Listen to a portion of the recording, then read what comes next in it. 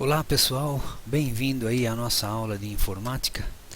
A pedido de alguns alunos para fazer uma pequena videoaula, e eu também senti a necessidade disso, estou aí preparando esse material para vocês, tá? Nós temos duas turmas de informática, né? Informática básica e Excel. Então, nesse meio tempo, eu vou unir as duas turmas, começando por dois vídeos iniciais, né? E os nossos vídeos vão ser no máximo aí 10, 15 minutos cada um, para que a gente não fique cansativo, né? Não fique cansado de assistir esses vídeos aí, né? Então, eu acho que esse é o tempo suficiente para cobrir o tema e passar uma noção para vocês, né?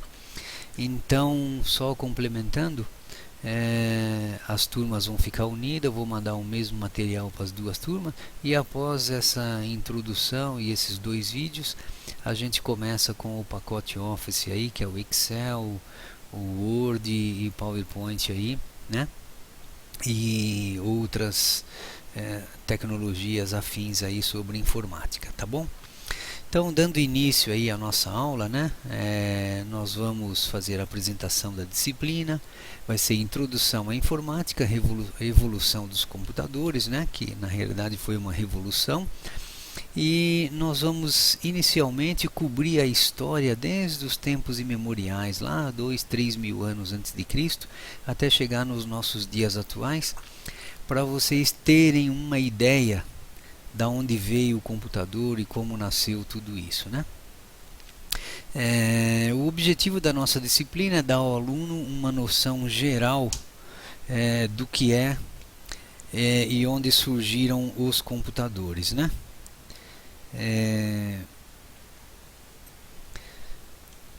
A história da informática e evolução dos computadores que nós vamos ver. História da informática, né? Então, os primeiros vestígios de cálculos realizados aí foi em torno de 3 mil anos antes de Cristo, né? Os babilônios lá na Mesopotâmia, eles empregavam sementes ou pedrinhas, né, para contar o seu rebanho, né? Rebanho de ovelhas, de bezerros ou alguma coisa. Então, por exemplo, passava uma ovelhinha, o cara colocava uma pedrinha do lado, passava outra, ele colocava uma pedrinha do lado, né? Então, assim ele começou a contar, né? Começou a fazer os cálculos aí, né? 1800 anos antes de Cristo, né, um matemático inventou o algoritmo, né? Algoritmo, para quem não sabe, é uma sequência de passos para se chegar num objetivo, né? Aí a história da informática, continuando aí, nós temos aí um monumento circular, né, formado por enormes pedras polidas, né, políticas, né, que ficam aí aproximadamente a 13 quilômetros de Salisbury, né, Inglaterra, datado de cerca de 3.100 anos antes de Cristo, né.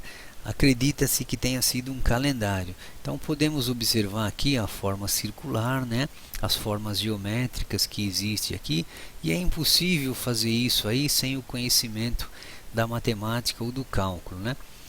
Em seguida, né, na mesma Mesopotâmia, né, os babilônios ampliavam o comércio com a Ásia, a China, ampliavam o comércio com o Japão, Índia, Coreia, né?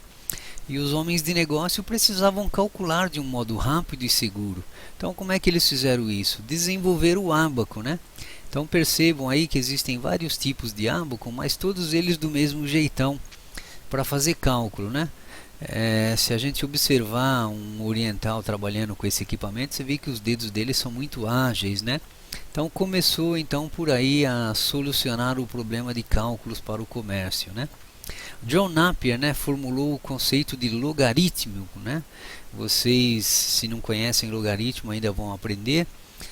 Quando você tem uma função logarítmica, né, que chegou agora, né? Então ele começou a desenvolver esse sistema, onde ele fez um sistema de marfim usado para dividir, multiplicar e calcular raízes mecanicamente, né?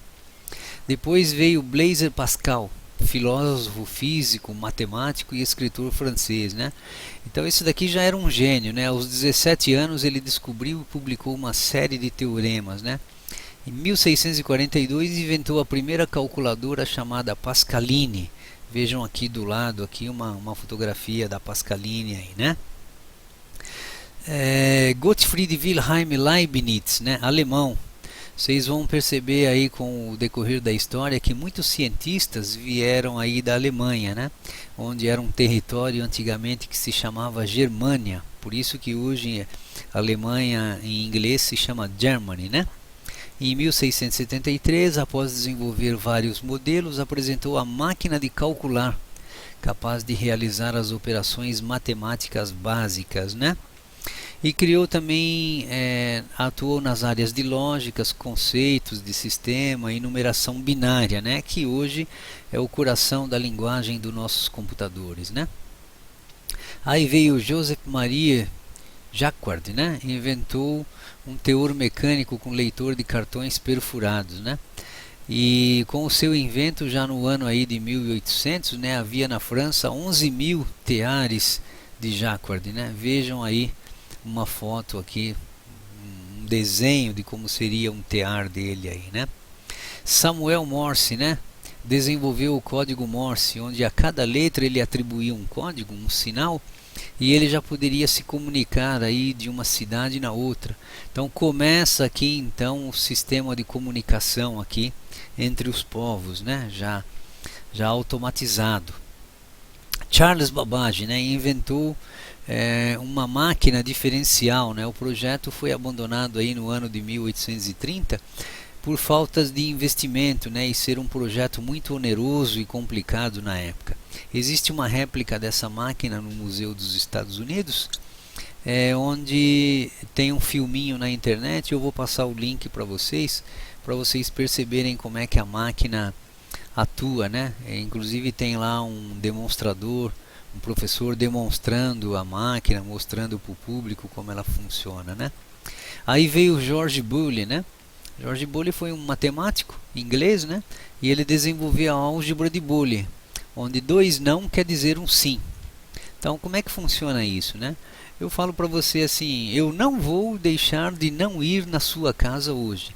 Então vejam que eu usei 2 não para afirmar que eu vou na sua casa. Então isso, em modos bem simples, se chama lógica de Boole, né? Tem tudo a ver com a nossa computação de hoje, né? Que são portas lógicas, né? Que é usado a lógica de Boole. Hermann Hollerith, né? Ele calculou o censo dos Estados Unidos em 1890 com a sua máquina que ele desenvolveu. Fundou então a empresa que chamava Tabulating Machine Company, que hoje veio se chamar International Business Machine, que é a IBM, né, que nós conhecemos aí, desenvolvedores de PCs, né? Veio Virgot Horner, né, e inventou uma série de máquinas para calcular que incorporavam um mecanismo de roda de alfinete, né, uma espécie de alavanca cujo encaixe se dava no local do número desejado. Observem aqui que já toma uma feição das nossas máquinas de escrever que nós tínhamos aí há 2 décadas atrás, né? Aí veio Dor Eugene Felt, né? Em 1885 criou o computômetro, né? Primeira calculadora com números registrados apertando-se chaves, né? Então temos aqui um desenho do computômetro, né? Aí veio Howard Aiken, né? Engenheiro elétrico, físico e professor, inventou o computador mecânico programável. Aqui já é a base de toda a computação, já no ano aí de 1930 para 1940, né?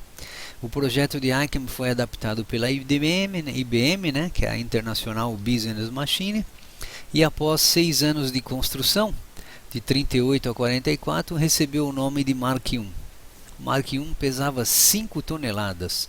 Vejam só, né, o tamanho desse computador, né? Aí veio John von Neumann, né, considerado também o pai da computação, né, criador do conceito de programas armazenados, onde ele dividiu as máquinas de calcular em setores, né, unidades de controle de aritmética, memória, entrada e saída, que na realidade é os computadores que nós temos hoje, né? Konrad Zuse, né, alemão também, né? Olha que outro cientista alemão, né? Construiu uma série de máquinas para cálculo. E aí veio Alan Turing, né? Alan Turing, esse é considerado o criador da ciência do computador e da inteligência artificial, né? Ele atuou na década de 40 durante a guerra, decifrando códigos dos inimigos, né? E criou um sistema de inteligência artificial onde ele colocava em uma sala uma máquina e na outra um ser humano. E do outro lado do muro, sem a pessoa ver, né, uma pessoa fazia pergunta para a máquina e para o ser humano. Se a pessoa adivinhasse qual era a máquina e qual era o ser humano, o teste estava comprovado que a máquina não podia substituir o ser humano. Mas acontecia exatamente o contrário, as pessoas não conseguiam descobrir quem era quem, né? Alan Turing, ele morreu novo, aí, com 40 e poucos anos, né? Vítimas de perseguição políticas e alguma coisa assim que deixou ele em baixo astral, né? Aí veio Shannon, matemático americano também, né? Trabalhou nos laboratórios da Bell. Temos aqui um grande laboratório na época aí dos anos 50, 60 e 70, onde surgiram grandes cientistas, né? Chegamos aqui então na evolução dos computadores, né? E a primeira geração de computadores, ela usava válvula, né? Nós temos aqui embaixo aqui o ENIAC, que é bem conhecido. Ele tinha 17.468 válvulas, pesava 30 toneladas e usava um prédio aí de 2 andares, né? Olha só o tamanho dele aqui. E se você tem uma pequena calculadora hoje, ele é bem mais potente do que esse computador aqui da época, né? Aí nós tivemos vários outros computadores desse porte, né? O EDIVAC, o ESAC, o Leo, né? Veio a segunda geração de computadores então com o desenvolvimento do transistor, né? Os computadores já ficaram aí bem menores, né? E nós temos aqui embaixo o IBM 360, que foi lançado na década de 50, onde ele ocupava aí metade de uma sala. Já era bem menor, já não tinha aquecimento, né? E as válvulas aí já foram descartadas, sendo substituídas por transistores, né? Na terceira geração de computadores nós já temos o circuito integrado, que é o CI, né? Os computadores já ficaram bem menores aí, né? Já percebam que já são praticamente aqui evoluídos, né? Aí chegamos aí na terceira geração, que já temos os chips, né? Já Intel, né? E aparece então o Apple I, Apple II, aqui o Macintosh, né? Eu trabalhei num computador desse aqui, no Apple II, né? As mulheres aqui da época, né, com o pente de memória dos computadores aqui, né? Então percebam que o público feminino já estava trabalhando no sistema de computação, né? Veio o Sinclair com o seu computador também, né, um inglês, né? E aqui aparece o IBM PC, né, que é o espelho dos computadores que nós temos hoje, né, os PCs de mesa, né? A quarta geração nós já temos aí os chips avançados com os circuitos integrados, produção em larga escala, onde barateou vertiginosamente os computadores, né? Que nós temos uma motherboard. E a quinta geração de computadores, que são os chips que são feitos em ultra larga escala, onde barateou completamente os computadores, né? Chegamos aqui então na nossa tabela de comparação, onde nós temos a primeira, segunda e terceira geração, com os circuitos integrados, integrados LSI, VLSI, né? Processadores paralelos, né? E processadores paralelos vetoriais, né? Então, essa comparação aqui, né?